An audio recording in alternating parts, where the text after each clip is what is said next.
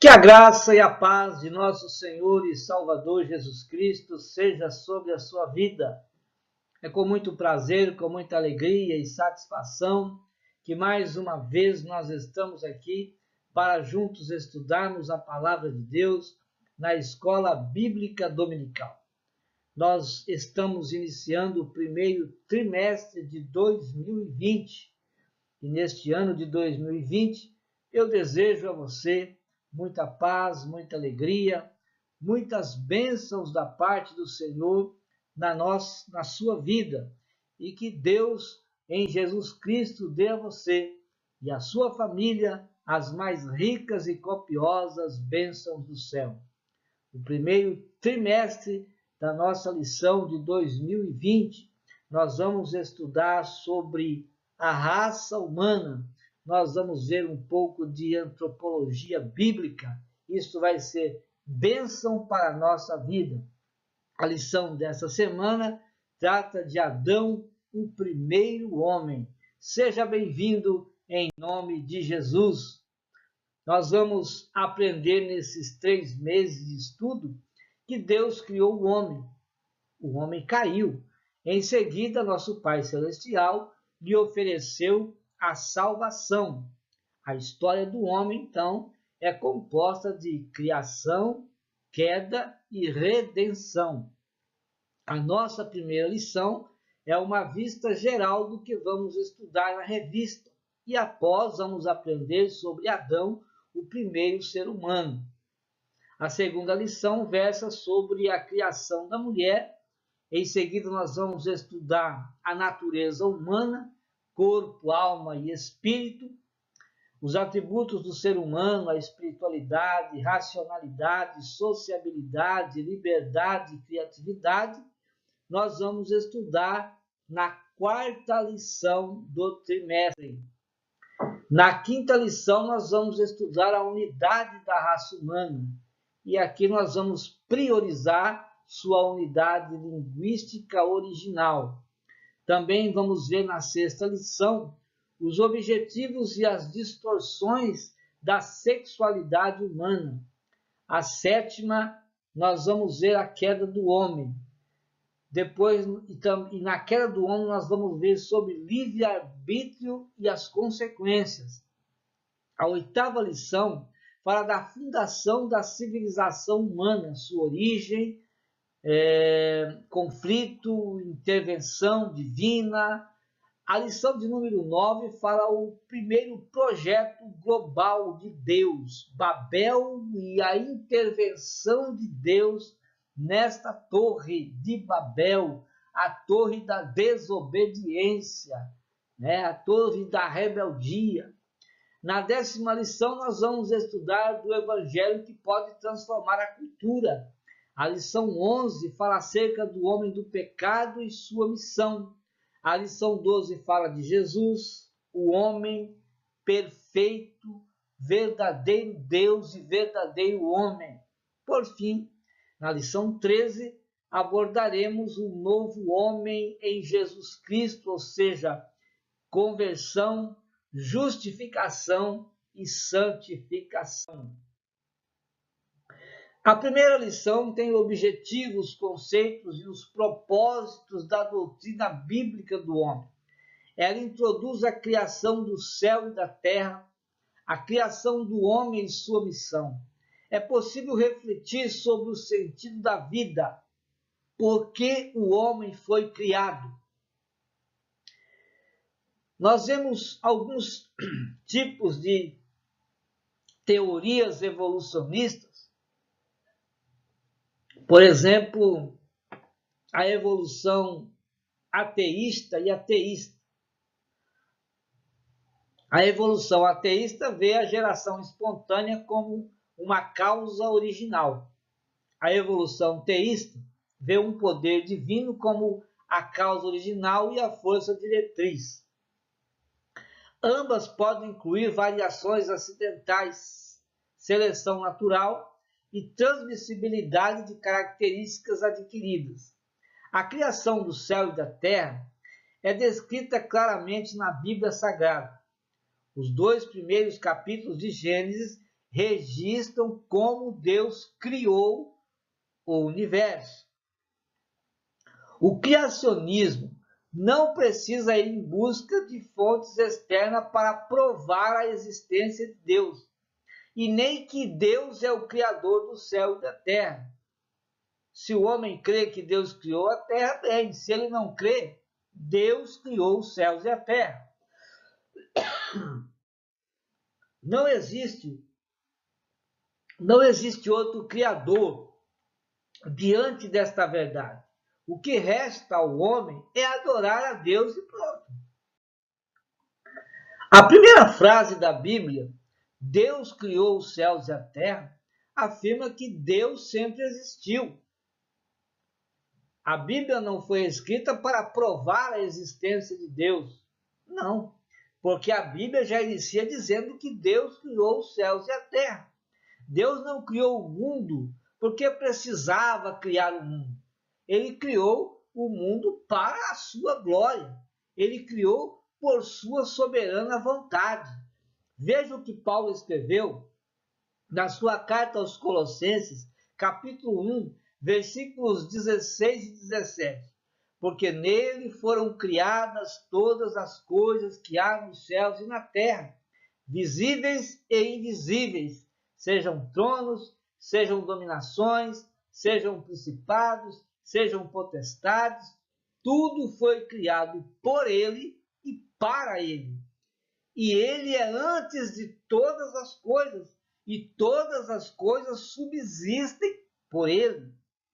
No princípio, a terra era sem forma e vazia, mas Deus criou todas as coisas e as pôs em ordem.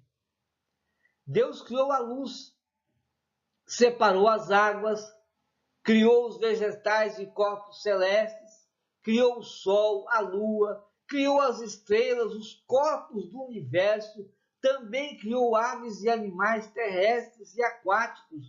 Tudo foi criado por ele. Vamos ver um pouco de antropologia bíblica. Antropologia é a doutrina do homem quando estudamos sistematicamente teologia. Essa disciplina tem como objetivo estabelecer o lugar do homem na criação terrena e no reino de Deus. Antropologia é uma palavra técnica formada por dois vocábulos gregos. Antropos, que quer dizer homem, e logia, que quer dizer estudo.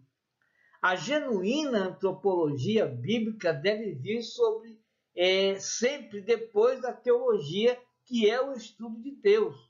Não podemos priorizar a antropologia diante da teologia. O foco de todo estudo deve ser sempre o Deus Criador, a teologia, o estudo de Deus. O homem foi criado por Deus e pertence a Deus. Ezequiel profetizou e está escrito no seu livro, capítulo 18, e o versículo 4. Eis que todas as coisas são minhas, disse Deus, na boca de Ezequiel. Como o é a alma do pai, assim também a alma do filho é minha. A alma que pecar, essa morrerá. O que os esquerdistas católicos dizem? Atualmente, alguns esquerdistas católicos, a fim de tornar a teologia da libertação mais aceitável nas Américas Central e do Sul, começam a dar-lhe um nome de modo a não lembrar de Marx e Lenin. Mas nem por isso deixa de ser marxista e leninista. Falamos aqui da teologia ecológica, que prioriza florestas e animais, florestas e bichos, e ignoram na prática os órfãos, as viúvas e os desamparados. A verdadeira teologia bíblica não é apenas sistemática, é imperativamente orgânica. precisa começar por nossa excelência. E quem é a nossa excelência? O Supremo Deus Criador do mundo. O homem é apenas um servo, e a primazia é toda de Deus em Jesus. Principal fundamento antropológico. O principal fundamento da doutrina bíblica do homem encontra-se na Bíblia Sagrada, escrita pelos profetas, pelos apóstolos, inspirados pelo Espírito Santo. Toda teologia, para ser válida, tem de ser no âmbito da Igreja de Cristo. A experiência eclesiástica mostra que os apóstolos, mostra que profetas, mostra que evangelistas, pastores e mestres, constituídos pelo Espírito Santo, são a garantia da biblicidade e pureza de nossa doutrina. Veja o que Paulo escreveu em Efésios 4, 11 a 14. E ele mesmo deu, uns para apóstolos e outros para profetas, e outros para evangelistas e outros para pastores, e outros doutores, querendo o aperfeiçoamento dos santos para a obra do ministério, para a edificação do corpo de Cristo, até que todos cheguemos à unidade da fé e ao conhecimento do Filho de Deus, a homem perfeito, à medida da estatura completa de Cristo, para que não sejamos mais meninos inconstantes, levados em roda por todo o vento de doutrina, pelo engano dos homens que com astúcia enganam fraudulosamente. Apóstolos e profetas apresentam Deus, Criador dos céus e da terra. Em seguida, a criação dos anjos e do ser humano, o ser humano que tem uma missão, né? Com a missão de servi-lo e adorá-lo com todo entendimento. A missão do homem, glorificar a Deus. A missão do homem, adorar a Deus com todo o seu entendimento. Objetivos da antropologia bíblica. A antropologia bíblica mostra a sua real utilidade quando responde parte das perguntas do ser humano que ignoram, ou seja, seres humanos que ignoram a palavra de Deus. O objetivo da antropologia genuinamente bíblica não é propor enigmas, mas responder às perguntas que o ser humano, desde a sua expulsão do Éden, formula. Quem sou eu? De onde vim? Para onde vou? O que represento? Qual a minha missão? Existe realmente um ser supremo a quem devo prestar contas dos meus atos? Objetivos da antropologia bíblica.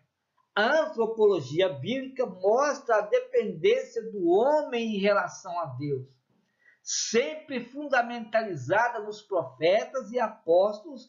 Ela testifica que o ser humano jamais foi um fim em si mesmo.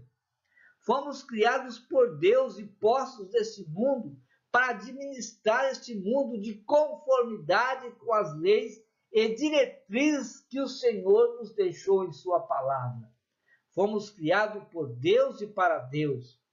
A antropologia bíblica é redentora e seu principal objetivo é nos conduzir à plena comunhão com o Pai Celestial por meio de Jesus Cristo, o homem perfeito. Somos redimidos pelo sangue de Jesus Cristo. E na condição de filhos de Deus, temos acesso ao trono da graça, e assim somos vistos por Deus como santos e justos. Mesmo imperfeitos, somos recebidos por Ele como filhos amados. A criação do mundo. A fim de tornar possíveis o céu e a terra, Deus criou a eternidade e em seguida chamou o tempo à existência. Deus não teve um dia para existir. Ele é infinitamente eterno. Só podemos dizer que a eternidade é infinita para nós, seres finitos. Para Deus ela tem limites e fronteiras. Somente Ele é absolutamente eterno. O Salmos 90 e o verso 2 diz assim: antes que os montes nascessem, ou que tu formasses a terra e o mundo, mesmo de eternidade a eternidade, tu és Deus. Não sabemos como tudo teve início, e não sabemos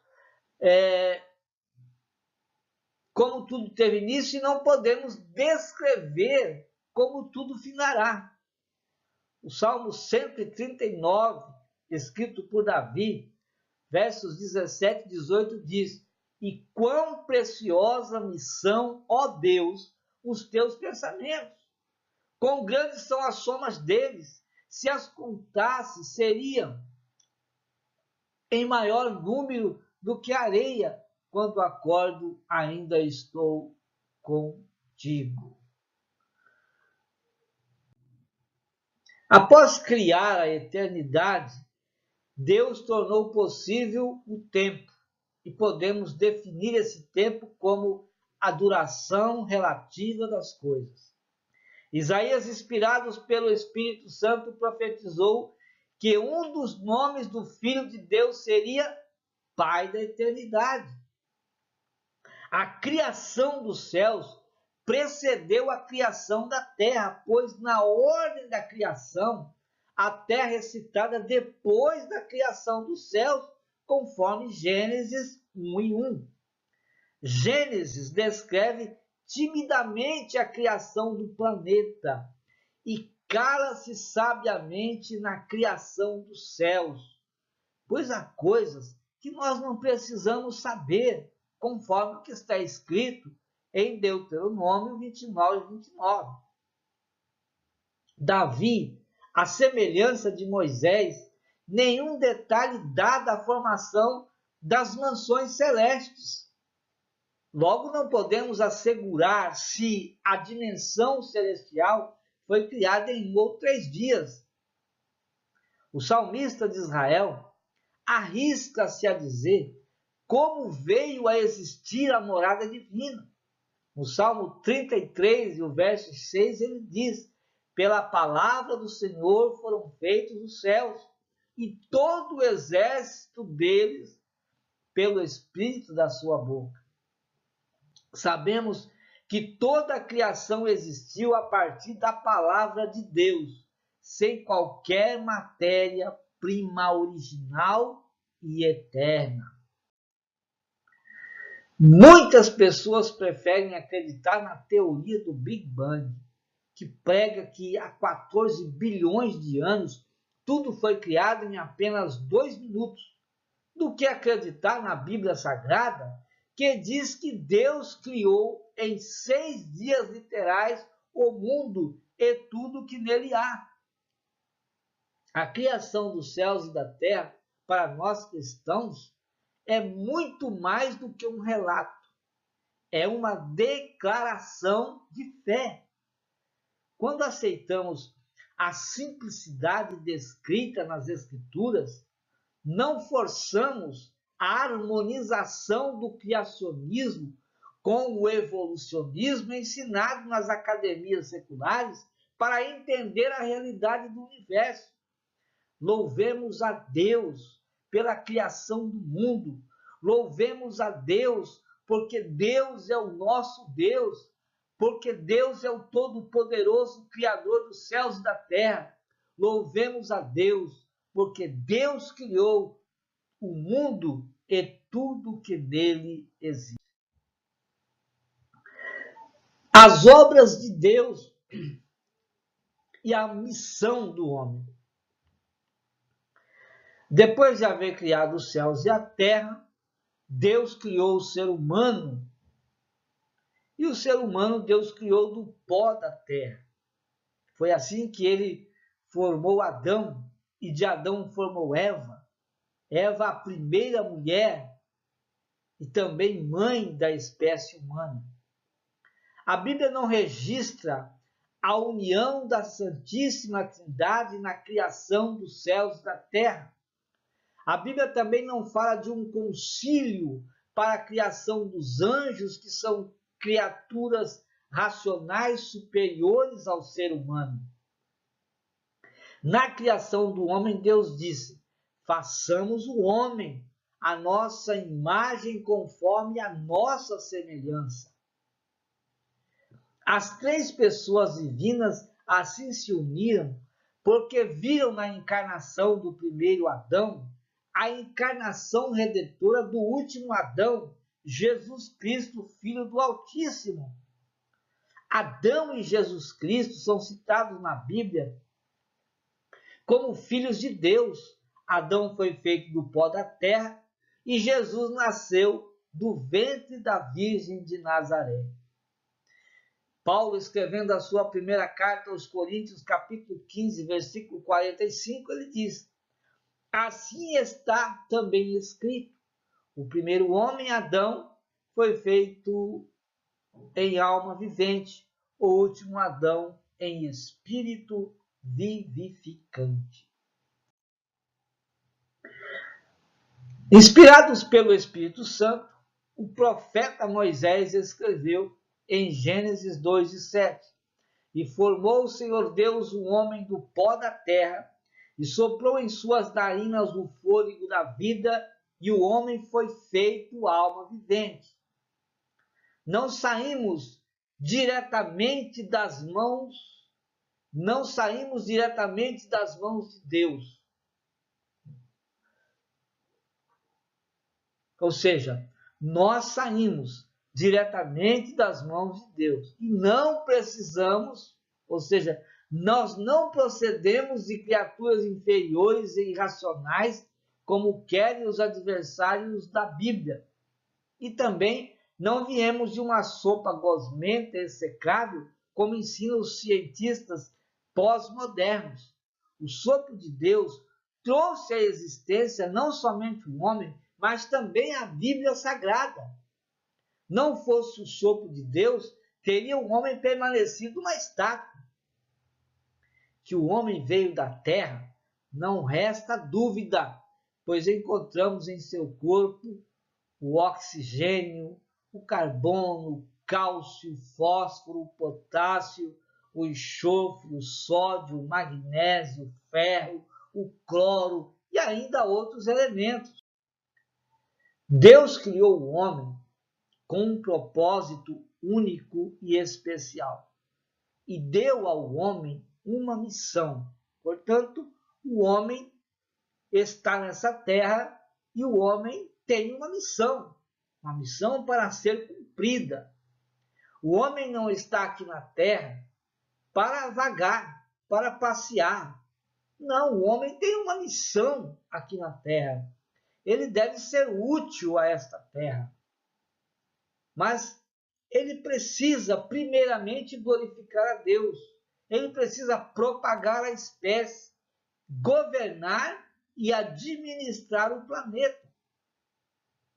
Ao contrário dos animais, o ser humano é o único ser vivo criado à imagem e à semelhança de Deus. Os animais não são assim. Por essa razão, toda vez que alguém, seduzido pelo diabo, adora a criatura, ou seja, adora outros homens, adora outras coisas, ao invés do Criador, atenta contra a santidade e a glória divina. Deus ordenou também ao homem que se casasse com uma mulher, deixasse a casa de seus pais e multiplicasse a espécie humana com sua única mulher. O homem precisa governar e administrar o planeta Terra. Em primeiro lugar, Deus criou os céus e terra e criou também Tudo que na terra há, tudo que no mundo há, foi criado por Deus. Depois ele criou o homem e colocou no jardim do Éden. E Deus então deu ao homem uma missão para o homem, para cuidar, para zelar, para organizar, para administrar a terra. E é isto que nós cristãos devemos dar o exemplo. É isso que nós cristãos devemos pregar, devemos falar, que o homem precisa glorificar a Deus. E para que o homem glorifique a Deus, ele precisa receber Jesus Cristo na sua vida. Ele precisa receber Jesus no seu coração. Somente com Jesus na vida, somente com Jesus no seu coração, o homem glorifica a Deus. O homem propaga a espécie humana de acordo com as sagradas escrituras.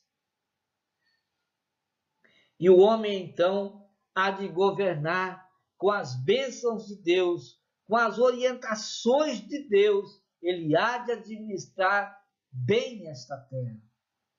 Vamos propagar, vamos continuar anunciando que Jesus Cristo é o Salvador da humanidade, que Deus criou o homem, que Deus criou todas as coisas, que Deus criou o mundo e tudo que nele há.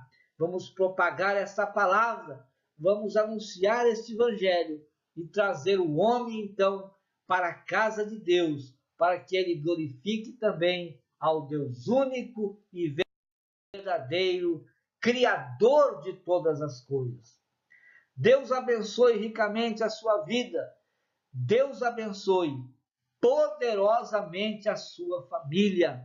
E até a próxima oportunidade, quando nós aqui estaremos anunciando, ensinando e falando do amor de Deus. Deus te abençoe em nome de Jesus.